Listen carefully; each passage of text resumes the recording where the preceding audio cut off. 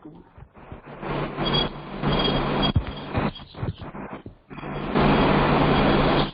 ओम शांति। हम सभी मीठी दीदी का बहुत बहुत तहे दिल से सब भाई बहनों की ओर से, नवीन नगर के भाई बहनों की ओर से, कानपुर से जो भी भाई बहनें सुन रहे हैं सभी की ओर से बहुत बहुत दीदी का स्वागत है, अभिनंदन है। आप सबको जान के खुशी होगी कि हमारी मीठी दीदी जी बचपन से इस ईश्वरीय यज्ञ में आ गई। 6 वर्ष की नन्ही बालिका के रूप में बाल्यावस्था में मम्मा बाबा के साथ का बहुत अच्छा उन्होंने अनुभव किया और वर्तमान समय पटना मुजफ्फरपुर में अपनी सेवाएं दे रही हैं। आसपास बहुत अच्छी और बहुत सेवाएं आपने किया और हम चाहेंगे दीदी जी मम्मा के अंग संग के अनुभव और अलौकिक शक्तियों द्वारा वर्तमान परिस्थितियों चुनौतियों का हम कैसे सामना करें। ऐसे तो ब्राह्मण बच्चे बाबा के बहुत निश्चय बुद्धि अडोल हैं, लेकिन हर एक को थोड़ा लगता है कि हम अपनी स्थिति को मजबूत बनाते हुए परिवार की स्थिति को कैसे हम अच्छी बनाएं। तो हम दीदी जी से अनुभवों का लेन देन चाहेंगे कि अपने ज्ञान गंगा बहाएं और हम सबकी झोली ज्ञान रत्नों से भरे। आप सबको जान के ये भी खुशी होगी कि अभी थोड़े दिन पहले जब 2 साल पहले अपनी जानकी दादी आई थी तो दीदी जी उस समय आए थे, सर्वोदय नगर में रुके थे और बहुत अच्छे अच्छे क्लास दीदी ने उस समय कराए। तो सभी भाई बहनों का अनुरोध था कि दीदी जी को आप फिर से इस लॉकडाउन के समय क्लास कराएं तो हम सबको बहुत लाभ मिलेगा। तो अच्छा है, सभी अपने अपने घर में मूर्तियां बन के दीदी जी से ज्ञान रत्नों से झोली भरेंगे। विज्ञान ने अच्छा ये मौका दिया है हम सबको और इतनी अच्छी विज्ञान की ये सुविधा है, तो हम ज्यादा समय ना लेकर के परम आदरणीय दीदी जी से चाहेंगे हम सबकी ज्ञान रत्नों से झोली भरे। मीठी दीदी जी और सभी भाई बहनों से अनुरोध है जो अपने ठीक से ड्रेस में हो और ड्रेस ना हो तो दीदी चाहती है कि आप भले बैठे उसमें तो देख भी सकते हैं। ओम शांति दीदी जी, ओम शांति।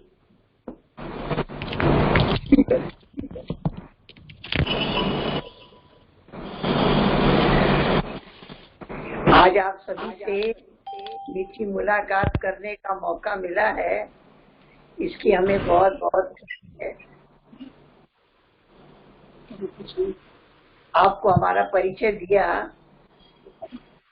कि जब हम बाबा के पास आना शुरू किया दिल्ली में, मेरी उम्र 6 वर्ष की थी और हम पहली बार माउंट आबू पहुंचे 53 में। तब पांडव भवन था, कोटा हाउस था। हम कोटा हाउस में पहुंचे और बाबा और मम्मा और सब दादियां जो उस समय आबू में थी, सबसे बहुत मीठी मुलाकात, बहुत मीठा अनुभव प्राप्त हुआ और हमने देखा कि पहली बार हम आबू गए और लगभग 2.5 महीना हम रहे कोटा हाउस में बाबा मम्मा के पास। बहुत मीठी पालना लेने का मौका मिला। मुझे याद आता है जब पहली मुलाकात हमारी हुई, बाबा सामने जमीन पर गद्दी पर बैठे थे, बाबा और मम्मा, और जितनी यज्ञ में दादियां थी दोनों साइड में बैठी थी पूरे हॉल में। बीच में हम लोग जो ग्रुप गया था वो बैठा हुआ था। पहले हम मम्मा से मिले। मम्मा ने बहुत प्यार से अपनी गोद में लिया और कहा, ये बच्ची बाबा के यज्ञ से गई है और फिर जल्दी वापिस आई है। बहुत मीठे वरदान से सजा दिया। फिर गीत बजा, चलो चले माँ, गीत पर मैंने मम्मा को उठाया, मम्मा उठी और मम्मा के साथ मैंने इस गीत पर रास किया। बहुत मीठी मुलाकात हुई और फिर जब मैं बाबा की गोद में गई, बाबा की गोद में बैठे हुए मैंने बाबा को एक कविता सुनाई। वो मुझे दिल्ली में कमलमणि दादी ने सिखा के भेजा था, बाबा से जब मिलना तो बाबा को एक कविता सुनाना। तो मैंने बाबा को कविता सुनाई, सुन लो जी ये सुन लो मेरी छोटी सी कहानी। गुड़ियों का खेल खेलते बचपन था बिताया, उस भोलेपन में जाना न था अपना पराया। इतने में ब्रह्मा राही इन आंखों में समाया, धीरे से उसने कान में ओम गीत सुनाया। ओम गीत ने मुझको बनाया है दीवानी, बनाया है दीवानी। मैंने कहा अनजान से ले चल तू मुझे घर, उसने कहा घर कहाँ मेरा, मैं खुद हूँ मुसाफिर। मैंने कहा छोड़ के जाओगे तुम किधर, जिधर था वो चल दिया मैं भी उधर चली। कांटों से भरा रास्ता और तंग थी गली, जब रास्ता तय हो चुका दुनिया नहीं मिली। फिर फूल बनकर खिल उठी ये मेरी जिंदगानी, सुन लो जी सुन लो मेरी छोटी सी कहानी। ये कविता मैंने बाबा की गोद में बैठकर बाबा को सुनाई। इतना प्यार मम्मा का बाबा का मिला।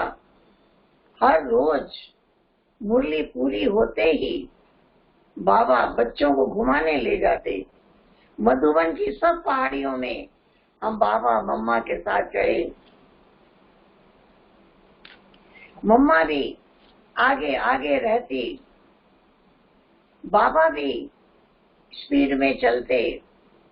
हम बाबा के साथ दौड़ दौड़ के बाबा का हाथ पकड़ कर चलते। इस प्रकार से सारा दिन कदम कदम बाबा सामने रहे, मम्मा सामने रही। सारा दिन बाबा और मम्मा के साथ ही हम रहे। दिखाई ना, सारा दिन बाबा और मम्मा के साथ ही रहे। इतना मीठा अनुभव हुआ। जितने दिन हम वहाँ रहे, बाबा नया नया सफेद फ्रॉक सिलाई करा के मुझे पहनाते रहे। थोड़े थोड़े दिनों पर फिर नया फ्रॉक सिलाई करा के पहनाते। वो बाबा का सफेद वस्त्र पहनाना, वो बाबा की मीठी पालना ने ऐसी छाप लगा दी, बस बाबा को देखने से लगता था कौन मेरा है, कौन मुझे कह रहा है तुम मेरी हो। बहुत नशा चढ़ता था। बाबा के हो के रहेंगे, बाबा की मीठी पालना में रहेंगे, बाबा की श्रीमत पर चलेंगे। अंदर में बड़ा उमंग और उत्साह रहा। जब से मधुबन से हम वापिस घर में आए, उसके बाद हमने कभी रंगीन कपड़ा नहीं पहना। याद रहता था मैं ब्रह्मा कुमारी हूँ, मुझे बाबा की हर आज्ञा का पालन करना है, मुझे हमेशा सफेद वस्त्र पहनना है। ऐसी मीठी पालना बाबा की मिली। बिना पुरुषार्थ, बिना मेहनत बाबा के हो के रहे, बाबा की श्रीमत पर चले। इस तरह से हमने देखा मीठी मम्मा का संपूर्ण रूप। दादियों ने भी अपने अनुभव सुनाए और हमने भी देखा कि मम्मा के अंदर सारी संपूर्णता दिखाई दी। हमने दादियों के अनुभव भी सुने। मम्मा जब से बाबा के पास आई, बाबा ने साक्षात्कार किया, ये माँ सरस्वती है। मम्मा की सारी संपूर्णता दिखाई दी। मम्मा को कभी किसी भी चीज के लिए पुरुषार्थ करते नहीं देखा, कोई संस्कार बदलने की मेहनत करते नहीं देखा। अमृत वेले 2 बजे से उठकर बाबा योग में बैठती थी, उसके बाद मम्मा को कभी नींद आ रही है ऐसा कभी किसी ने नहीं देखा। मम्मा इतना फ्रेश रहती थी, हर समय बाबा की लगन में मगन, बाबा की याद में मगन। मम्मा को देखा, हमेशा मम्मा के मुख से जी बाबा ये सुना। तो इस तरह से मम्मा बच्चों को याद दिलाती, बाबा कोई भी डायरेक्शन देते मम्मा याद दिलाती, देखो ये डायरेक्शन दिया किसने है, जिसने कार्य करने के लिए आज्ञा की है, हम उस कार्य को हाथ लगाएंगे तो मम्मा बाबा की शक्ति भी हमें मिलेगी। बाबा सिर्फ फरमान नहीं करते, बाबा शक्ति भी देते हैं, लेकिन शक्ति उसको मिलती है जिसको निश्चय है, हिम्मत है। हिम्मत रखने वाले को बाबा की मदद कदम कदम पर मिलती है। तो मम्मा के संपूर्ण जीवन से आज्ञाकारी कैसे बनकर रहे, वो शिक्षा सभी ने ली। कैसे हर टाइम बाबा का साथ और हाथ रहे, कैसे बाबा मम्मा दोनों बैठकर सब्जी काटते, अनाज साफ करते, घुमाने ले जाते, बच्चों के बीच बैठकर भोजन करते, सबके साथ बैठकर नाश्ता करते, सब बच्चों जो जाति पार्टी उनके साथ भी बाबा भोजन करते। एक दिन बाबा सबको किसी पहाड़ी पर पिकनिक कराने ले जाते। बहुत बहुत मीठी पालना, स्वर्ग की अपार सुखों से भी बढ़कर उस सुख की अनुभूति हुई, जिसने पक्का निश्चय करा दिया मैं बाबा की हूँ, बाबा का होकर रहेंगे। इस प्रकार से हमारी जीवन यात्रा प्रारंभ हुई और हमने मम्मा को देखा। जब मम्मा अमृतसर में आई थी तो उस समय मम्मा को बच्चों ने याद दिलाया, मम्मा आपने बाबा के आगे गीत गाया था, ओम मंडली में आकर मैंने क्या देखा, ओम जैसे शुद्ध मंत्र का तीर जैसा आलाप देखा, सुनते ही मन शीतल हो गया, गम का चिट्ठा फट गया। मम्मा से वो गीत सुनने की इच्छा जाहिर की तो मम्मा ने गीत सुनाया और बच्चों को बहुत मन हर्षित किया। इस प्रकार से हमने देखा कि किस प्रकार से बाबा और मम्मा की इतनी मीठी पालना सभी बच्चों को मिली। मम्मा ने संपूर्णता का दर्शन किया। मम्मा को ऐसा अनुभव किया जैसे मम्मा अपने संपूर्ण रूप को जीवन में प्रत्यक्ष दिखा रही है। सर्वगुण संपन्न, सर्व कलाओं से पूर्ण, शिक्षाएं भी देती थी तो बहुत मधुरता से, बहुत मिठास से, बहुत प्यार से मम्मा मीठी मीठी शिक्षाएं देती और सबका दिल जीत लेती थी। इस प्रकार से सबने देखा वो माँ आज भी, मम्मा का हाथ हमारे सिर पर है और वो शक्तियां मिल रही हैं। जब हम बाबा के पास आए तो इस प्रकार से बाबा ने अनेक अनुभव कराए। एक बार बाबा ने मेरे से पूछा, बच्ची बॉम्बे देखी है? देखा नहीं, जाओ बच्ची बॉम्बे घूम कर आओ। और हमको बाबा ने दूसरे दिन बॉम्बे भेज दिया। उस समय मेरी उम्र 16-17 वर्ष की थी। बॉम्बे में जब बाबा ने भेजा तो दादी, प्रकाशमणि दादी, बड़ी दादी के साथ रहने का मुझे मौका मिला और बाबा ने दादी को लिख दिया था बच्चियों खूब घुमाना। और हमारा घूमने का संस्कार ही खत्म हो चुका था। ज्ञान और योग के रस में सदा मगन रहने का अभ्यास हो गया था। फिर भी दादी मुझे हर जगह क्लास कराने भेजती थी और किसी न किसी को साथ में भेजती थी इसको वहां घुमा के लाना, इसको वहां घुमा करके लाना। और मैं जाती थी, मैं ये सोचती थी कौन कह रहा है, किसने कहा है कि जाओ देख कर आओ, इसमें भी कोई राज होगा। इस प्रकार से बाबा की इन शिक्षाओं का पालन करते हुए जब हम वहां रहे, एक दिन की बात है, दादी लेटी हुई थी, मैं दादी के पास बैठी थी, दादी की आंखें बंद थी और दादी ने अचानक बोला, देखो मेरे सामने बाबा खड़ा है। दादी के बोल में इतनी गहराई थी, दादी के बोल में इतनी पावर थी, इतना प्यार भरा हुआ था, जैसे मैं भी सामने बाबा को देखने लग गई। थोड़ी देर के बाद दादी ने फिर कहा, सारे दिन में कोई समय ऐसा नहीं होता जब बाबा मेरे सामने ना हो। मैं उस समय बहुत बच्ची थी, 16-17 वर्ष की थी। मैंने दादी से पूछा, दादी कौन था बाबा? दादी ने जवाब दिया, दोनों इकट्ठे हैं ना। तो मुझे ऐसा अनुभव हुआ, दोनों को इकट्ठा देखना तो बहुत सहज है। हम हर टाइम ब्रह्मा बाबा को देखें और शिव बाबा दिखाई देता है, शिव बाबा ही देख रहा है, दोनों बाबा देख रहे हैं, शिव बाबा के मधुर महावाक्य उच्चारण हो रहे हैं, बाबा भोग स्वीकार कर रहे हैं तन द्वारा। दोनों की याद रहना आसान हो गया।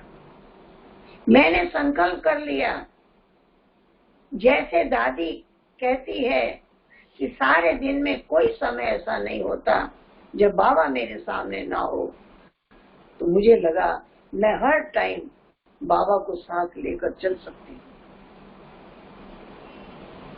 दादी ने मुझे क्लास कराने के लिए एक बहन को कहा, इसको पास बनवा दो ट्रेन का, 1 घंटा ट्रेन का पास और आधा घंटा बस और फिर 1 घंटा ट्रेन का सफर करने के लिए वो मुझे ले गई। और जब वापसी का टाइम था तो उन्होंने मुझे अकेले ट्रेन में चढ़ा दिया। जब मैं ट्रेन में बैठी, मैंने ये नहीं कहा कि मैं अकेली जाऊंगी, मैं तो कभी अकेली गई नहीं थी, लेकिन मैंने अनुभव किया, जब मैं ट्रेन में बैठी हूँ, बाबा मेरे पास बैठे, मैं बाबा से बातें कर रही हूँ। 1 घंटा ट्रेन का सफर था, 1 घंटा मैं बाबा से बातें करती रही, हंसती भी रही, मीठी मीठी रूहान भी करती रही, बाबा से बातें करती रही। उसके बाद फिर उतर के जब बस में बैठी, मेरा पहला मौका था अकेले सफर करने का। मैंने ये नहीं कहा कि मैं अकेले कैसे जाऊंगी, लेकिन मैंने बाबा को पकड़ लिया। बस में बैठी तो भी मैंने देखा मेरी बाजू की सीट पे बाबा बैठा है, मैं बाबा से बातें कर रही हूँ, बाबा मुझे लेके जा रहे हैं। और जहां जाती थी वहां भी 2 घंटा क्लास कराती थी। इस प्रकार से दादी ने सिखाया कैसे हर टाइम बाबा आंखों में बसा रहे, बाबा हर टाइम दिखाई देता रहे, बाबा को साथ लेकर कैसे चलें। ये पढ़ाई मीठी दादी ने पढ़ाई, जो मैंने दादी के साथ रह करके सीखी। इस प्रकार से बड़े मीठे मीठे अनुभव आगे आगे चलकर होते रहे। और मैंने ये भी देखा, बाबा की भी दृष्टि है कि बच्ची क्या कर रही है, क्योंकि जब मुझे बाबा ने बॉम्बे भेजा, उसके पहले बाबा की मुरली चली थी, रक्षाबंधन सामने था, बाबा की मुरली चली रक्षाबंधन के विषय पर, सबसे सामने मैं बैठी थी। बाबा ने मुझे देखा और कहा, बच्ची आज जब मुरली चली है, इसे भाषण की तरह लिखकर 10 बजे बाबा के कमरे में आना। उसके पहले मैंने कभी कोई लेख नहीं लिखा था। मैंने उस दिन की मुरली की सब पॉइंट्स नोट की थी और मैंने भाषण की तरह उस दिन की मुरली की पॉइंट्स को लिखा। 2 बड़े पेज लिखकर तैयार करके मैं 10 बजे बाबा के कमरे में पहुंच गई। बाबा ने देखा और मुझे अपने पास गद्दी पर बिठाया और बाबा ने कहा, बच्ची पढ़कर सुनाओ। मैं जब पढ़कर सुना रही थी, बाबा ने बीच बीच में पूछा, किसी से पूछकर लिखा है? मैं कहा नहीं, मैं अकेले बैठ कर लिखा है। अच्छा लिखा है। फिर बाबा ने बीच बीच में कहा, बच्ची अच्छा बोल रही है। इस तरह से बाबा के वरदान मिलते रहे। जब मैंने वो पढ़कर पूरा किया, बाबा ने उसको रखवा लिया, बाबा इसको पढ़ेंगे। दूसरे दिन फिर बाबा की मुरली चली। विषय यही था रक्षाबंधन का। और मुरली पूरी होने के बाद फिर बाबा ने मेरी ओर देखा, कहा, बच्ची आज जो मुरली चली है इसको भी भाषण की तरह लिखकर 10 बजे बाबा के कमरे में आना। मैं फिर 10 बजे बाबा के कमरे में लिखकर पहुंच गई। बाबा ने अपने सामने बिठाया, कहा, बच्ची पढ़कर सुनाओ। देखो बाबा ने मुझे कितना टाइम दिया। मैंने पढ़कर सुनाया। फिर बाबा ने कहा, कल और आज का दोनों दिन का इकट्ठा पढ़कर सुनाओ। मैंने दोनों दिन का इकट्ठा पढ़ करके सुनाया। सुनने के बाद बाबा ने कहा, आज रात्रि क्लास में तुझे भाषण करना, बाबा आकर सुनेंगे। रात्रि क्लास में मैंने ये भाषण किया। बाबा ने हिस्ट्री हॉल में चक्कर लगाते हुए सुना और फिर बाबा ने मुझे बॉम्बे भेजा और पत्र में दादी को लिख दिया कि इससे हर जगह रक्षाबंधन पर भाषण कराना। तो जहां भी मैं गई सबको पता था कि बाबा ने रक्षाबंधन में भाषण सिखाया है। मैं हर जगह गई और इस विषय की चर्चा, बाबा के महावाक्य रक्षाबंधन कैसे मनाओ, इस पर हर जगह मैंने सुनाया। इस प्रकार से मीठे बाबा ने कितनी मीठी पालना की। पहले स्टूडेंट बनाया, फिर टीचर भी बनाया। टीचर बनाने की भी ट्रेनिंग दी, सेवा का भी मौका दिया, सेवा करके दिखाओ।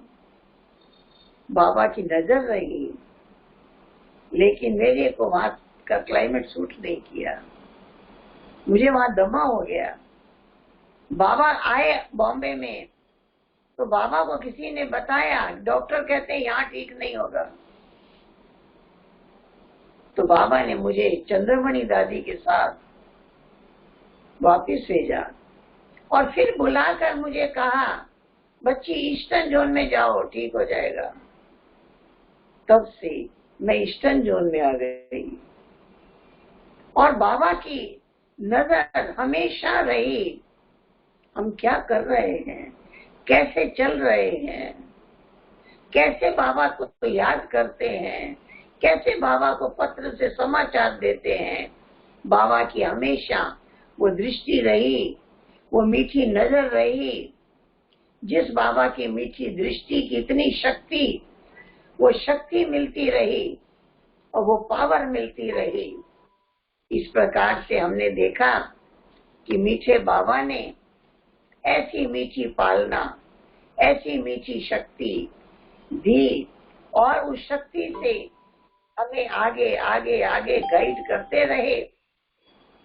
तो ये मैंने देखा कि इस प्रकार से जब हम बाबा की श्रीमत पर चलते हैं तो हमें बहुत अच्छे अच्छे अनुभव होते रहते हैं। मुझे याद आता है, मैं देखती थी मम्मा 2 बजे उठकर 5 बजे तक मनन चिंतन और बाबा को याद करती है। मैं पूना में गई तो मैंने जानकी दादी को देखा। 2 बजे दादी बेड पर नहीं थी। दादी ऑफिस रूम में बैठकर बाबा को याद कर रही थी। मैं 2 बजे उठकर चक्कर लगाने गई कि दादी कहाँ बैठी है, तो कहीं भी लाइट नहीं जल रही थी। जब दादी योग से आई तो मैंने दादी से पूछा, दादी 2 बजे आप कहाँ थे? कहा मैं ऑफिस रूम में बैठी थी, मेरा लाइट नहीं जल रही थी। दादी ने बहुत अच्छा जवाब दिया। दादी ने कहा, मैं तो परम धाम में बैठी थी, मैं तो सूक्ष्म वतन में बैठी थी, वहां तो लाइट ही लाइट है। यहाँ लाइट जलाने की क्या जरूरत है? यहाँ लाइट जलाएंगे तो औरों का ध्यान जाएगा, 2 बजे लाइट क्यों जल रही है? बहुत अच्छी प्रेरणा मिली। फिर मैंने दादी से पूछा, आप 2 घंटे 3 घंटे मनन चिंतन करते हैं, हमारा तो मनन चिंतन थोड़ी देर चलता है, खत्म हो जाता है। दादी ने मुझे मनन चिंतन करना सिखाया। दादी ने मेरे से पूछा, 7 दिन का कोर्स कराते हैं? क्या हाँ कराते हैं। फिर दादी ने एक दूसरा प्रश्न पूछा, कभी अपने आप को कोर्स कराया है? मैं कहा नहीं, अपने को कभी कोर्स नहीं कराया है। तो दादी ने कहा, अपने को कोर्स कराओ। फिर कई बातें ध्यान पर खिंचवाई। कहा, जब औरों को कोर्स कराते हैं, जब औरों को कोर्स कराते हैं तो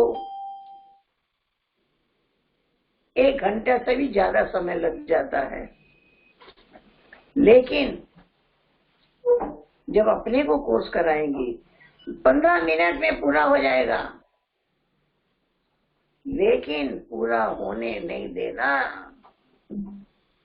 जब अपने को कोर्स कराना 1 घंटे से पहले पूरा होने नहीं देना। अगर हो जाए पूरा तो अपने से प्रश्न पूछना, जवाब देना, फिर प्रश्न पूछना, फिर जवाब देना, फिर प्रश्न पूछना, मतलब 1 घंटे तक ले जाना। कितनी अच्छी युक्ति बताई दादी ने। मुझे लगा जैसे कोई लॉटरी मिल गई है। और मैंने उसका अभ्यास शुरू किया। मैंने अपने आप को कोर्स कराना शुरू किया। जब पहला दिन अपने आप को कोर्स कराया, कहा जितने एग्जाम्पल नए को सुनाते हैं सारे एग्जाम्पल अपने को सुनाना, कोई भी एग्जाम्पल मिस नहीं करना। मैंने सारे एग्जाम्पल सुनाए। शरीर अलग है, आत्मा अलग है, मैं आत्मा हूँ, मैं शरीर नहीं हूँ। वो सब कुछ स्पष्ट करके अपने आप को समझाया। घड़ी में टाइम देखा, आधा घंटा पूरा हो गया, अभी आधा घंटा बाकी था। मैंने फिर अपने आप से प्रश्न पूछा। आधे घंटे से मैं स्पष्ट कर रही हूँ कि मैं शरीर नहीं हूँ, मैं आत्मा हूँ, लेकिन मुझे आत्मा का अनुभव नहीं हो रहा है कि मैं आत्मा हूँ। मुझे इसका अनुभव होना चाहिए। इस प्रकार से जब मैंने फिर अपने आप को समझाना शुरू किया इसी विषय पर, जब आत्मा शरीर से निकल जाती है शरीर की क्या स्थिति होती है, वो दृश्य जब अपने आप को दिखाना शुरू किया, मैं देह से पार हो गई। मैं आत्मा का अनुभव करने लगी।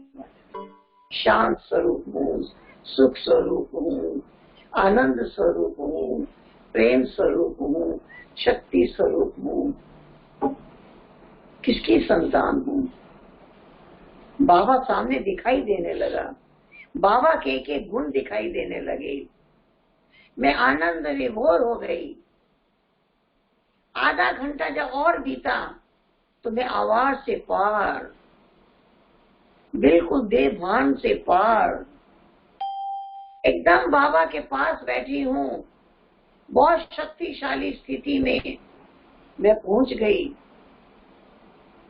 उस चिंतन के बाद मैं 1 घंटे तक बैठी रही। उस अवस्था से नीचे उतरने में मुझे 1 घंटे का टाइम लगा। तब मुझे विचार आया, रोज योग में बैठते थे, ये अवस्था क्यों नहीं बनती थी? क्योंकि पहली स्टेज है मनन।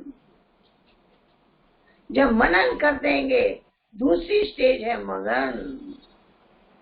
मनन करने के बाद मगन अवस्था आएगी। पहली स्टेज है मनन, पहली स्टेज है लगन, फिर आएगी मगन अवस्था, फिर उसकी अनुभूति होगी। इस प्रकार से मैंने 7 दिन अपने को कोर्स कराया। दादी ने और बहुत अच्छी बात सुनाई। दादी ने कहा, आज दिन तक मैं सारे दिन में 1 घंटा अपने आप को क्लास जरूर कराती हूँ। मैं 1 घंटा अपने आप को जरूर पढ़ाती हूँ। फिर बाबा के महावाक्य सुनाऊं या किसी टॉपिक पर चिंतन करूं। इसलिए मुझे कहा, हर रोज अपनी डायरी में एक टॉपिक लिख लो और छोड़ दो। सारा दिन उसी पर चिंतन करो, मनन करो, और शाम तक जितना चिंतन कर लिया, फिर उसको डायरी में पॉइंट्स नोट करो, लिखो। इस प्रकार से मीठे बाबा ने दादी के द्वारा ऐसा मनन चिंतन का पाठ पढ़ाया, इतनी अच्छी अनुभूति कराई, जिसका लाभ मिलता ही रहा, मिलता ही रहा। मैंने देखा कि दादियों ने जो प्रैक्टिकल जीवन में उतारा, अपना स्वरूप दिखाया।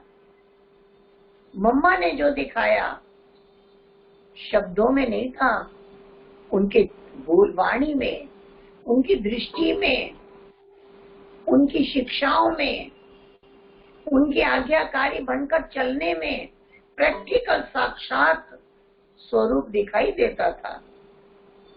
कितना साक्षात हो। मम्मा हर टाइम बाबा के साथ बैठती थी और बाबा के हर कदमों के ऊपर कदम रखकर चलती थी। इस प्रकार से हमने देखा कि किस प्रकार से आज्ञाकारी कैसे बने, फरमान बरदार कैसे बने, वफादार कैसे बने। एक बाबा, दूसरा नहीं कोई। बाबा ने मामेकम का जो पाठ पढ़ाया है, इस मामेकम के पाठ में भी इतनी शक्ति है। देह को भी भूलो, संबंधों को भी भूलो, और भूल कर बस एक की याद में मगन रहो। कोई भी परिस्थितियां तो आती हैं, अंत तक आती ही रहेंगी, लेकिन विघ्न तब बनता है जब हम बार बार उसको याद करते हैं, बार बार उसको याद करते हैं, उसको छोड़ते ही नहीं है, तब वो बात विघ्न रूप बन जाती है। इसलिए विघ्नों से पार होने की युक्ति भी बताई।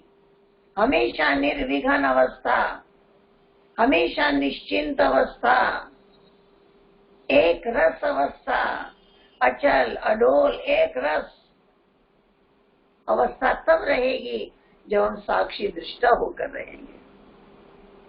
हमें मम्मा ने सिखाया कि संगठन में कैसे रहो, संगठन में ही हमेशा रहना है, हमको कभी अकेले नहीं रहना है, हमको हमेशा संगठन में रहना है, बहुतों के बीच रहना है। हर एक का स्वभाव अलग, हर एक का संस्कार अलग, हर एक के विचार अलग, हर एक का व्यवहार अलग, सब कुछ अलग अलग होते हुए भी हमारे ऊपर उनका प्रभाव न पड़े, हमारा प्रभाव औरों पर पड़े। इसके लिए कहा दाता बन करके रहो। जब दाता बन करके रहेंगे, मुझे सुख देना है, मुझे सहयोग देना है, मेरे व्यवहार से, वाणी से मधुरता का अनुभव हो, शांति का अनुभव हो, शक्ति का अनुभव हो, ये अनुभूति औरों को हो, इसकी आवश्यकता है। इस प्रकार से कोई भी परिस्थिति हमारे लिए बड़ी बात नहीं है। हमारी स्व स्थिति अगर होगी तो हर बात हमारे लिए एक पेपर, एक एग्जाम है।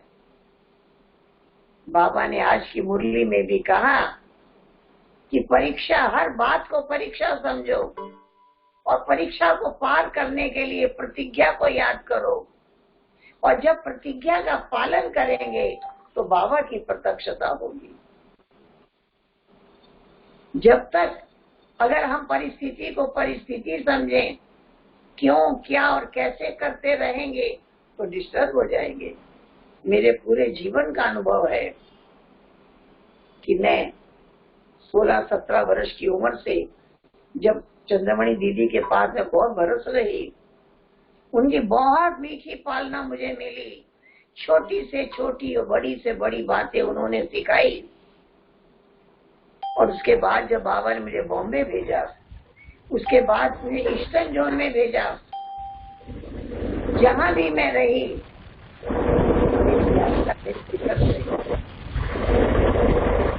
मैंने ईस्टर्न जोन में आई,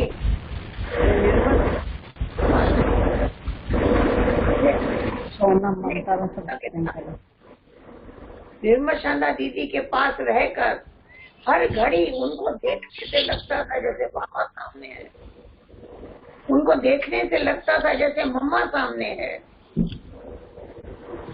बहुत मीठी पालना, बहुत वाणी में मधुरता,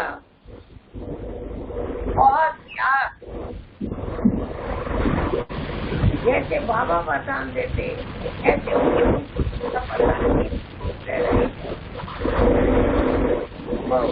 उनके साथ रह हुए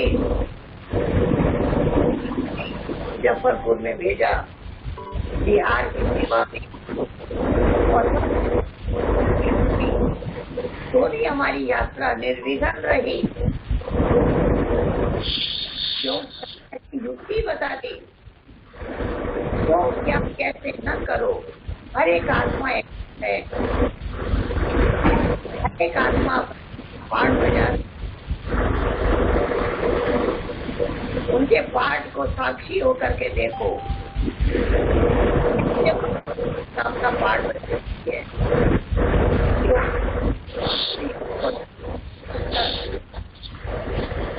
हर एक को देखो।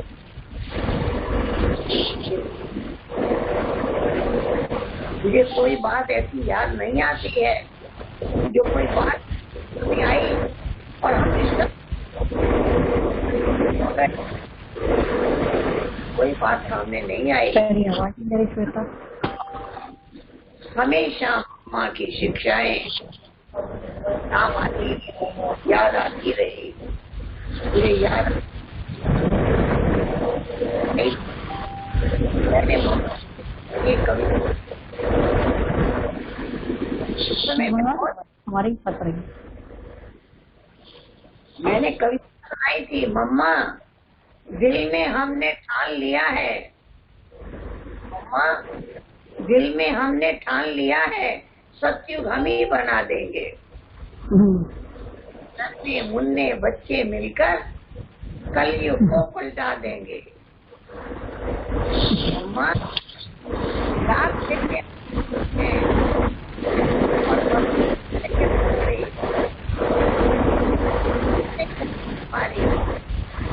लड़ने को तैयार खड़े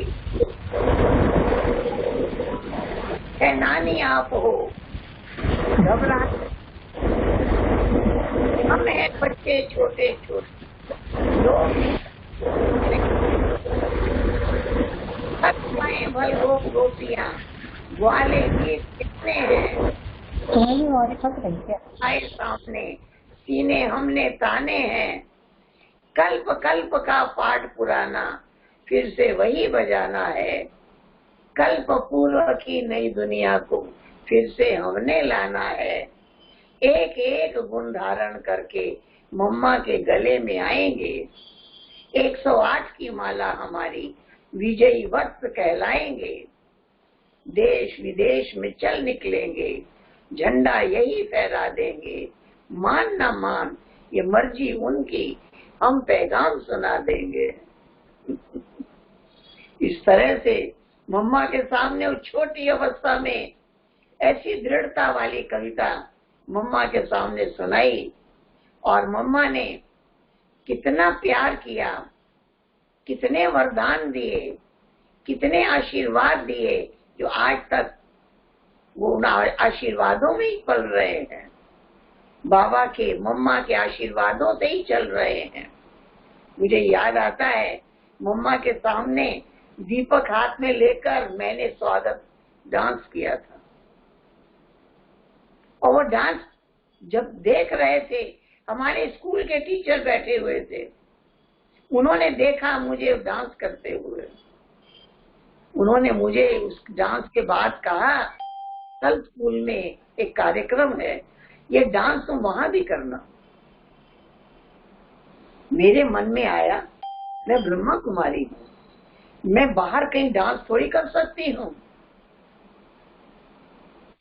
मम्मा वहां थी, मैं मम्मा से पूछने गई, मम्मा क्या मैं स्कूल में जाकर डांस कर सकती हूँ? मम्मा ने कहा, अभी तो तुमको उन्होंने निमंत्रण दिया है, कल तो स्कूल में जाके डांस करना, लेकिन उसके बाद तुम एक ही बात पक्का करना कि जो भी डांस करना है या कोई प्रोग्राम करना है, कोई ड्रामा में पार्ट बजाना है, सफेद कपड़े पहनकर ही बजाना। तो जब सफेद कपड़े पहनकर ही बजाएंगे तो हर जगह जगह जाकर ये पार्ट बजाना छूट जाएगा।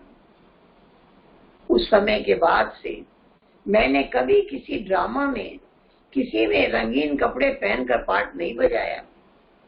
जब मम्मा जब से पूछा था, उसके पहले तक मैंने डांस भी किया रंगीन कपड़े पहनकर, और जगह भी किया, लेकिन मम्मा से शिक्षा मिलने के बाद पक्का कर लिया कि किसी भी कार्यक्रम में सफेद कपड़े पहनकर ही पार्ट बजाना है।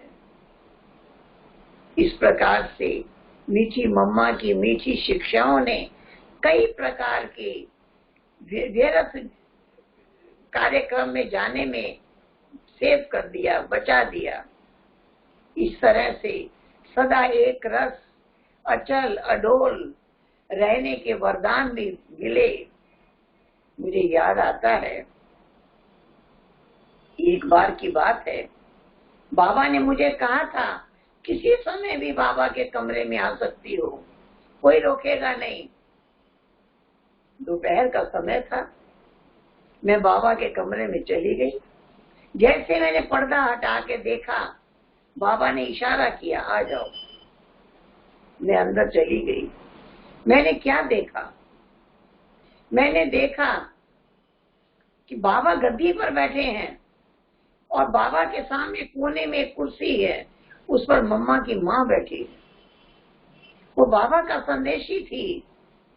बाबा ने कोई संदेश बाबा के पास भेजा था और वो ध्यान में चली गई थी, और मैं पहुंच गई।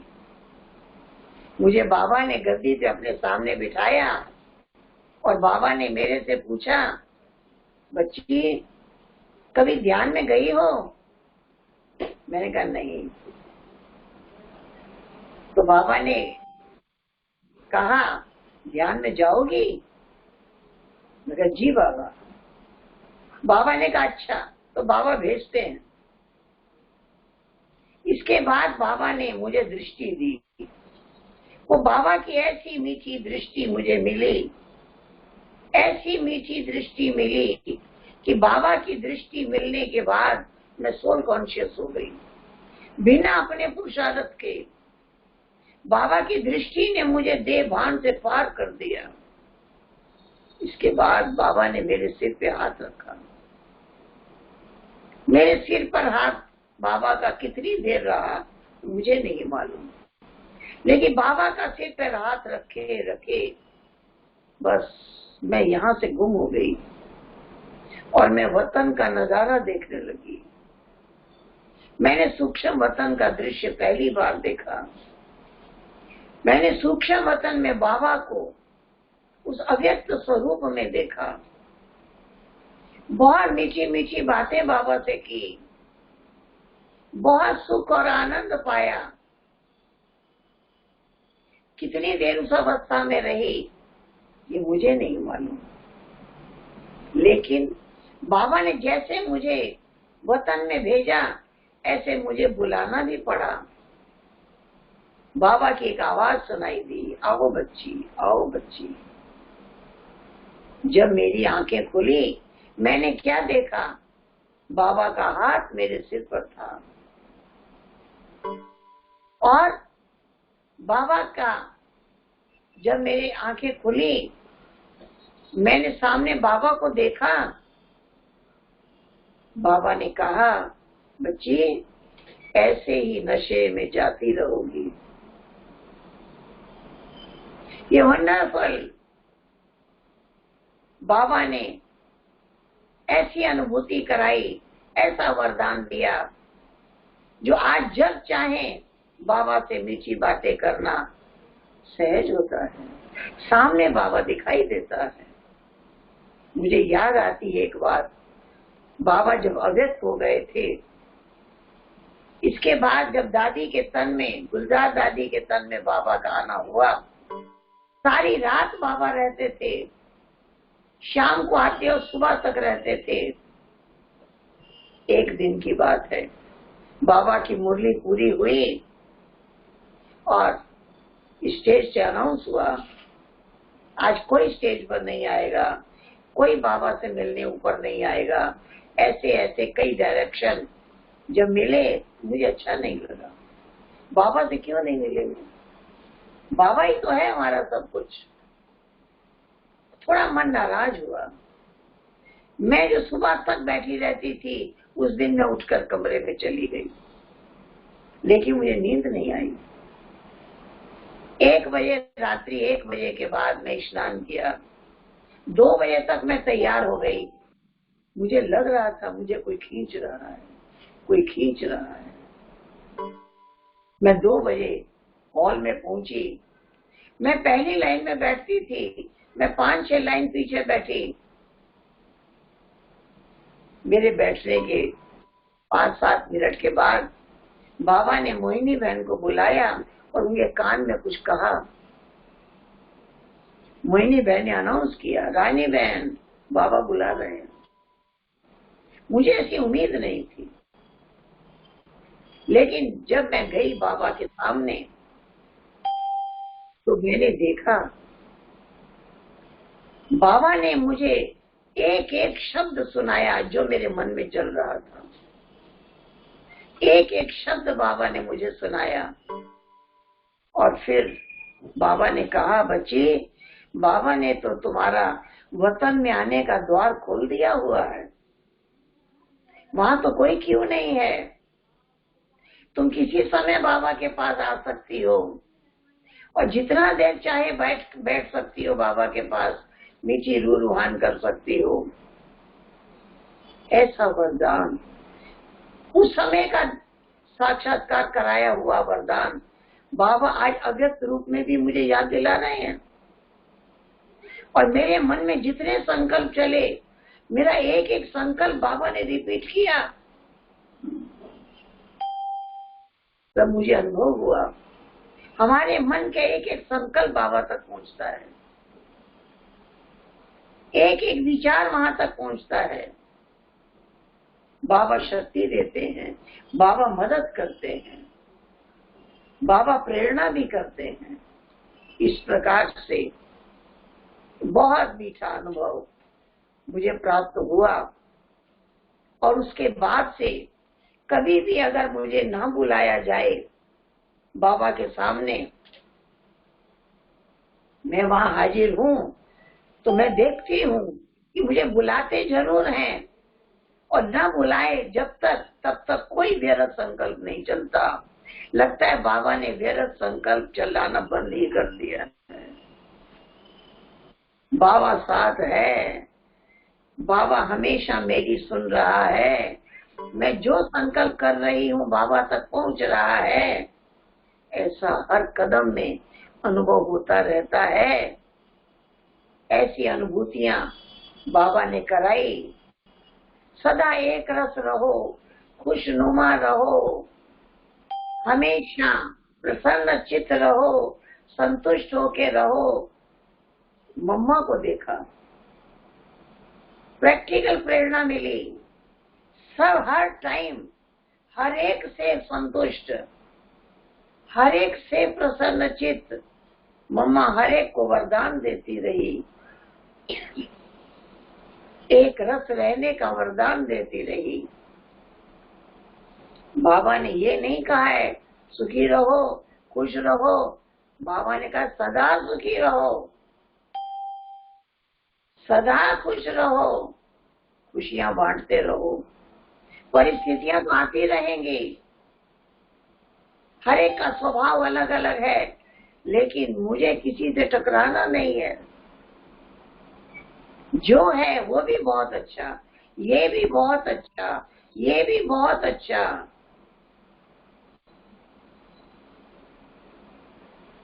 मीठी दादी ने हम लोगों को पाठ पढ़ाया कि हर मनुष्य का माइंड करेक्शन माइंड हो गया है।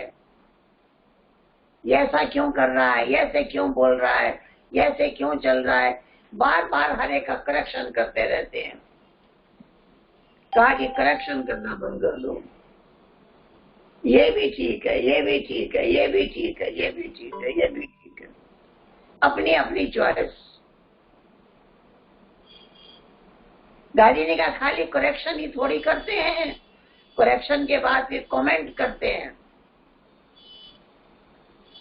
वो भी कईयों को सुनाते हैं, क्रिटिसाइज करते हैं। ये संस्कार मिट जाए। करेक्शन करना, कमेंट करना, क्रिटिसाइज करना, ये संस्कार मिट जाए। केवल कॉपरेशन। मुझे सहयोगी बनना है, मुझे मददगार बनना है, मुझे साथी बन करके चलना है। शुभ भावना और शुभकामना ही महामंत्र है। हर कार्य में हमको सफलता मिल जाएगी। हमारे मन में शुभ भावना और शुभकामना चलती रहे तो हमें वो शक्तियां प्राप्त हो जाएगी, वो पावर मिल जाएगी। इस प्रकार से मीठे बाबा ने, मीठी मम्मा ने ऐसे ऐसे मधुर महावाक्य उच्चारण करके ऐसी शक्ति भरी कि हमेशा मन खुशियों से भरा रहे। अगर हमारे अंदर खुशियां भरी होगी तो औरों को मिलेगी। हमारे अंदर सुख भरा होगा, आनंद भरा होगा, तब औरों को मिलेगा। अगर हमारे अंदर भरा हुआ नहीं होगा, औरों को नहीं मिलेगा। अगर हम क्रोध करते हैं, अगर हम नाराज होते हैं, इसका मतलब है हमारे अंदर क्रोध भरा हुआ है तब तो निकल रहा है।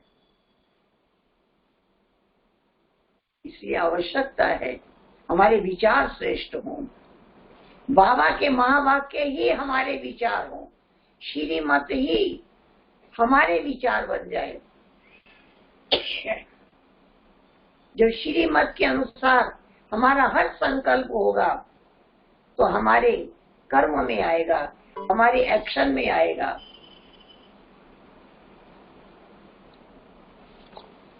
जब तक हमारे एक्शन में नहीं आएगा, हमारे व्यवहार में नहीं आएगा, हमें पता ही नहीं लगेगा। इसलिए आवश्यकता इस बात की है कि वो हमारे जीवन में आ जाए, हमारे आचरण में आ जाए। ठीक है, ठीक है। आप सभी से मिलकर बहुत खुशी हुई। बहुत छोड़ो। ओम शांति दीदी। शांति। और कुछ सुनाएंगे दीदी? हाँ हाँ और पूछिए। कुछ अनुभूति कराइए योग की भी, अच्छा अच्छा अच्छा अच्छा अच्छा। जो आपने सूक्ष्म वतन की अनुभूति करी, बाबा ने दिखाया। हाँ हाँ हाँ हाँ हाँ। बहुत अच्छा लग रहा अनुभव सुन के, मम्मा का लगता सुनते ही रहे सुनते ही रहे। हम लोग तो वहीं पहुंच गए, लग रहा वहीं है इस समय। हाँ हाँ हाँ। बाबा ने तो यही अनुभव कराया कि देखिए, सबसे पहला अनुभव हमें तब हुआ जब पहला जी दिन मैं दिल्ली कमला नगर सेंटर पर आई और मेरी उम्र 6 वर्ष की थी, लेकिन कमल मणि दादी ने मुझे 1 घंटे तक क्लास कराया। पहले तो मुझे को वो गीत बजाया, इस पाप की दुनिया से दूर कहीं ले चल, और मुझे इस पर डांस वांस करना सिखाती रही। फिर उन्होंने बिठा करके मुझे आत्मा का पाठ दिया, तुम आत्मा हो, शरीर नहीं, पक्का कर लो। और आत्मा के 6 गुण मुझे याद करा दिए और कहा याद करती रहो, मैं शांत स्वरूप हूँ, मैं सुख स्वरूप हूँ, मैं आनंद स्वरूप हूँ, मैं प्रेम स्वरूप हूँ, मैं ज्ञान स्वरूप हूँ, मैं शक्ति स्वरूप हूँ, मैं शुद्ध आत्मा हूँ, मैं पवित्र आत्मा हूँ। उन्होंने मेरे को 20-30 बार 40 बार रिपीट करवाया। जब उन्हें पक्का हो गया कि मुझे याद हो गया है, तब उन्होंने मुझे एक होमवर्क दिया। उन्होंने कहा कल फिर इस टाइम आना, मैं तुमको क्लास कराऊंगी। और फिर ये भी कहा कि ये जो आत्मा के साथ गुण हैं, अभी से लेकर इसको रिपीट करना, सिमरण करना, करते रहना, छोड़ना नहीं। कल यहाँ आने तक तुम्हारे मन में हर समय यही चलता रहे, चलता रहे, चलता रहे। आओगी तो मैं पूछूंगी। मैं कहा ठीक है। मुझे याद आता है जब मैं वहां से नीचे उतरी, मैं यही याद कर रही थी, मैं शांत स्वरूप हूँ, मैं आनंद स्वरूप हूँ, मैं प्रेम स्वरूप हूँ, मैं सुख स्वरूप हूँ। रात्रि सोने तक भी मैंने इसको छोड़ा नहीं, याद करती रही, करती रही, करती रही। और सवेरे आंख खुलते ही याद करना शुरू कर दिया। जब शाम को 4 बजे के बाद जब मैं सेंटर पर पहुंची, उन्होंने मेरे से पहला यही प्रश्न पूछा कि याद कर लिया, किया? हाँ किया। अच्छा अब मेरे सामने बैठकर करो, आंख खोलकर बैठो, तुम्हारी दृष्टि मेरे भ्रिकुटी में रहे। मैं आंख खोलकर बैठी और दृष्टि को सामने रखा और फिर मैं यही आत्मा के गुणों को याद करती रही। उनके सामने बैठकर जब मैंने आत्मा के गुणों को याद किया, मैं आपको पहला दिन का अनुभव बता रही हूँ, मुझे इतना आनंद आया, इतना आनंद आया, इतना सुख मिला, इतना प्यार मिला, बहुत बहुत मेरा मन आनंदित हो गया उनके सामने बैठकर याद करने से। इस प्रकार से उन्होंने रोज का अभ्यास कर दिया कि सारा दिन इसको याद करती रहो। वो आज भी मुझे मदद करता है। आज हम किसी को कहते हैं इसको 1 घंटा याद करो, तो 1 घंटा वो याद नहीं कर पाते हैं। हमने कैसे 24 घंटे याद कर लिया, रात को सोने तक किया, सवेरे उठने से शुरू कर दिया। ये मुझे भी आश्चर्य होता है, ये बाबा का वरदान। आज भी बाबा के गुण याद आते रहे। मुझे याद है एक बार जानकी दादी ने मुझे कहा, अमृत वेले आज मैं योग में बैठी थी, 1 घंटे तक मैं बाबा के गुण गाती रही, गुण गाती रही, नए नए गुण। फिर दादी ने मेरे से पूछा, तुम ऐसा कर सकती हो? मैंने कहा जी दादी। फिर जब मैं दूसरे दिन अमृत वेले योग में बैठी, 1 घंटा मैं बाबा के गुण गाती रही, गाती रही, गाती रही, गाती रही, नए नए गुण। मन चिंतन कर रहा था, बुद्धि ढूंढ ढूंढ के ला रही थी। जब मन और बुद्धि दोनों एक काम करते हैं, उसी अवस्था को एकाग्रता की स्थिति कहा जाता है। नहीं तो मन कुछ और सोचता है, बुद्धि कुछ और कहती है। मन और बुद्धि का भी आपस में युद्ध चलता है। लेकिन जब दोनों ही सुख का चिंतन कर रहे हैं, सुख के सागर का चिंतन कर रहे हैं, आनंद के सागर का चिंतन कर रहे हैं, प्रेम के सागर का चिंतन कर रहे हैं, तो खाली चिंतन नहीं होता है, वो अनुभूति होती है। उतना प्रेम का अनुभव, उतना सुख का अनुभव, उतना आनंद का अनुभव, उतनी शक्ति का अनुभव चलता रहता है। इस प्रकार से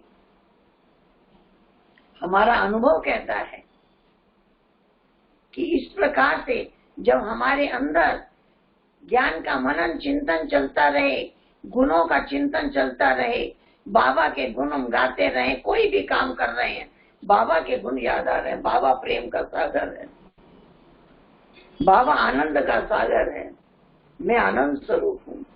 तो कभी भी हमारा सुख, हमारा आनंद, हमारा प्रेम कभी घटेगा ही नहीं, और बाबा की याद में स्थित होना सहज हो जाएगा। आवश्यकता है पहली अवस्था हमारे अंदर ऐसा मनन चले, चिंतन चले, तब योग में मन एकाग्र होगा। पहले मन मनन करतेगा बाबा के गुणों का, आत्मा के गुणों का मनन करते करते मगन हो जाएगा, उस सुख का अनुभव करने लगेगा, उस आनंद का अनुभव करने लगेगा, उस शक्ति का अनुभव करने लगेगा। बाबा के पास पहुंचना सहज हो जाएगा। हम जानते हैं हमारे पास बहुत बड़ी शक्ति है आत्मा की। आत्मा की बहुत बड़ी शक्ति है मन। मन के पास इतनी बड़ी शक्ति है कि वो हर टाइम चिंतन करता है, कभी रुकता नहीं है, कभी रुकता नहीं। तो जब मन हर टाइम चिंतन करता है, हर टाइम मन मनन करता है, तो हमें ज्ञान का मनन, बाबा के गुणों का मनन हर समय करने की आदत डालनी। हर समय हमारे मन में चल रहा है सुख, आनंद, शांति, प्रेम, शक्ति, ज्ञान, पवित्रता, हर टाइम यही चल रहा है, यही चल रहा है, यही चल रहा है। तो हमारी एक्शन में भी तो यही आएगा। पहली अवस्था है मनन चिंतन करें, तब योग में एकाग्रता होगी। फिर चिंतन नहीं करना पड़ेगा। जब मगन अवस्था होगी, चिंतन बंद हो जाएगा और सुख का अनुभव होगा, आनंद का अनुभव होगा, उस प्यार का अनुभव होगा। इस प्रकार की स्थिति से हम मगन हो जाएंगे। इसलिए बाबा ने कहा अति इंद्रिय सुख पूछना हो तो गोपी वल्लभ के गोपियों से पूछो। ये गोपियों से पूछने वाला अनुभव है, जिन्होंने बाबा को याद करके इतना सुख पाया, इतना आनंद पाया, इतनी शक्ति पाई। हम याद रखते हैं हमारे मन के पास बहुत बड़ी शक्ति है। मन को आंख है, जिसको याद करते हैं वो हमको दिखाई देता है। जिस स्थान को याद करते हैं वो हमको दिखाई देता है।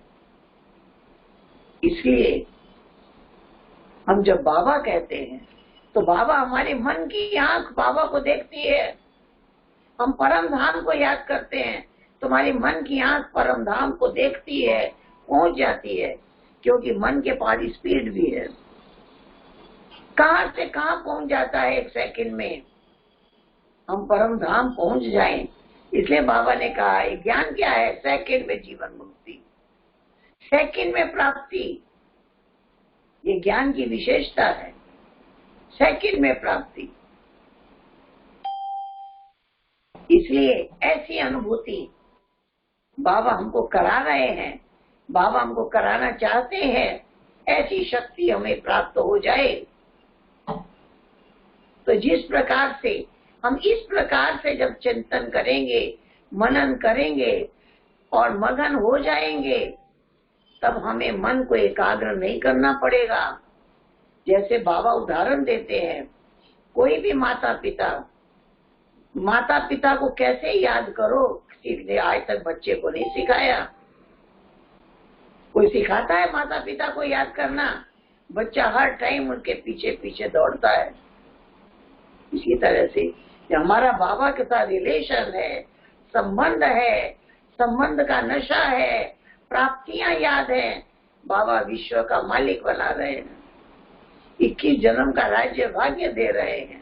जब ये हमको याद रहेगा तो उन्हें बार बार बाबा की याद आती रहेगी, बार बार हमें वो शक्तियां मिलती रहेगी और हम उस शक्तियों में मगन होते रहेंगे। इसी को योग कहते हैं। चलते फिरते वाले योग का नाम कितना अच्छा है, सहज योग, बुद्धि योग, ज्ञान योग, कर्म योग, राज योग। इस एक योग की कितनी विशेषताएं हैं। इतनी विशेषताओं से संपन्न ये योग है, सहज भी है, ज्ञान युक्त है, सब योग है। ज्ञान होगा तो योग लगेगा। ये योग बुद्धि द्वारा करने का है, शरीर द्वारा करने का नहीं है। ये बुद्धि योग है। और जहाँ बुद्धि बाबा की याद में, उसी मनन चिंतन में लगी हुई है, तो उसका अनुभव करने का भी गुण हमारी मन बुद्धि को है। जिसको याद करते हैं, किसी से बहुत सुख मिला है, उसको याद करते हैं तो सुख का अनुभव होता है। बाबा को याद करते हैं, बहुत सुख का अनुभव होता है।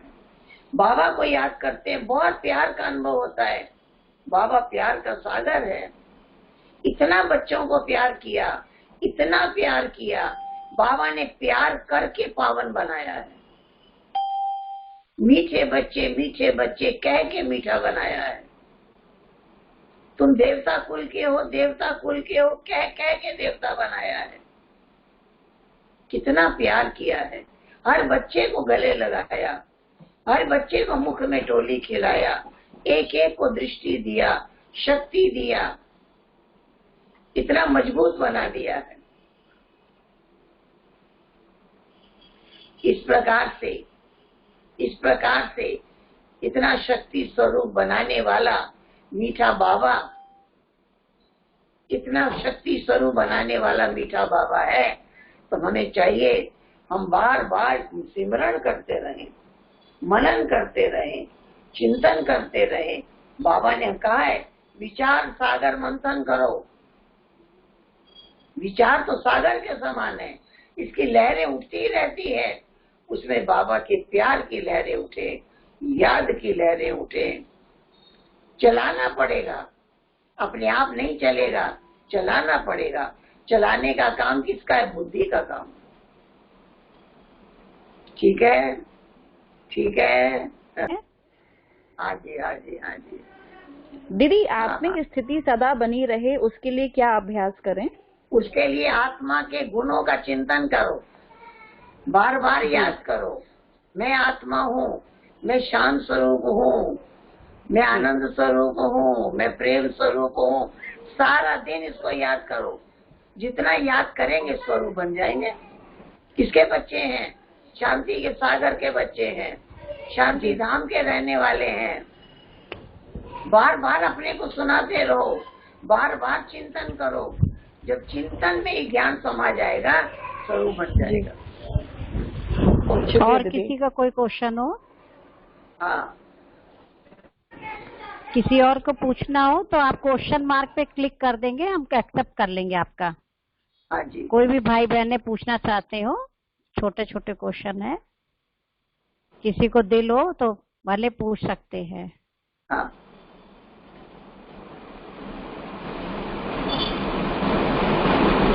गीता बहन पूछेंगे।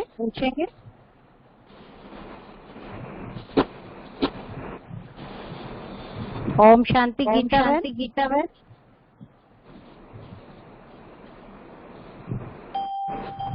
गीता वर्मा का क्वेश्चन किया था। तो अलग अलग ओम शांति। हाँ, पूछिए। पूछना है किसी को? तो आप क्वेश्चन मार्क कर सकते हैं प्रोग्राम पूरा। ठीक है, चलिए अब क्वेश्चन पूरा करते हैं। ठीक है, बहुत अच्छा। हाँ, सुधा बहन पूछेंगी। हाँ दीदी, इस समय तो योग नहीं लग रहा है, बुद्धि एकाग्र नहीं हो रही, थोड़ा मन विचलित हो जाता है, उसके लिए पूछ लीजिए जरा। वो अभी आपके बेटे ने दीदी शरीर छोड़ा थोड़े दिन पहले, तो इसलिए वो है तो बाबा के पुराने बच्चे, लेकिन अभी कम उम्र का बेटा था, तो उनको है थोड़ा मन अशांत है। देखिए, बाबा ने बता दिया है कि याद करो कि मैं आत्मा हूँ, ठीक है, और जो गया वो भी आत्मा। हिसाब किताब पूरा होता है तभी कोई जाता है, तो जल्दी नहीं कोई जा सकता।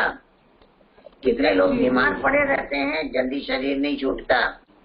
जब हिसाब किताब पूरा हो जाता है तब वो आत्मा चली गई, और जहाँ गई वहाँ पर भी बहुत अच्छा से है। इसलिए दुखी होने की जरूरत नहीं, बार बार चिंतन करने की जरूरत नहीं, क्योंकि हम तो एक्टर है ना। तो बेटा बनकर आया पाठ बजाने, हिसाब किताब चुप्पू कर दिया तो वो चला गया। इसलिए शुभभावना रखनी है, शुभकामना रखनी है। बहुत तकदीरवान है, भाग्यवान है, जहाँ जाएगा ये तकदीर का भाग्य काम करता रहेगा, ठीक है। इसे निश्चिंत रहना है। बाबा का हाथ सिर पर है, बाबा रखवाला है, बाबा साथ है, इसलिए अपना मन को खुश रखना है, बाबा को याद करना है। बाबा उनको देखभाल करेंगे, बाबा उनको शक्ति देंगे। तो जब हमें बाबा पर विश्वास है तो ये भी विश्वास है, मेरा बेटा था, वो बेटा बनकर आया था, उसने आके कोई हिसाब किताब अपना चुकाया, अब पूरा हो गया। जब पूरा हो गया तभी वो आगे गया, नहीं तो जाता नहीं। इसलिए ये बात याद रखनी है, ठीक है, ठीक बात है। हाँ जी दीदी, हाँ जी दीदी, ओम शांति दीदी। हाँ। चलिए, और तो कोई का नहीं है, चले अभी पूरा करते, फिर शाम का योग भी करें। ठीक है। हम अपनी सभी को हमारी बहुत आदरणीय दीदी जी को बहुत दिल से कहें शुक्रिया, थैंक यू दीदी। आपने हम सबको भरपूर किया, और सब भाई बहने बहुत खुश हैं। ठीक है, आपका बहुत थैंक्स दीदी। ठीक है, फिर दोबारा फिर हमें समय दीजिएगा। ओम शांति दीदी, ओम शांति, ओम शांति। ओम शांति दीदी, थैंक यू दीदी।